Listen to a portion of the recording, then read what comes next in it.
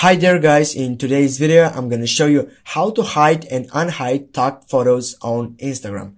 First of all, you need to tap on your profile page.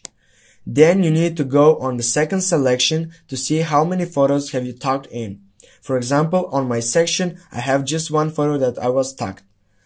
Now, if I want to hide this photo, I need to go on my upper side, on the right upper side, on the three dots come.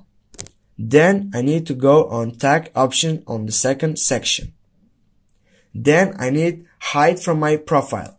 Go there and you have hide it. Now go back, take a refresh,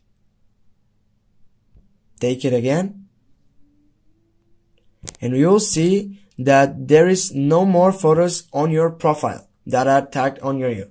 Then if you wanna unhide this photo, you need to find the person that have tagged the last time.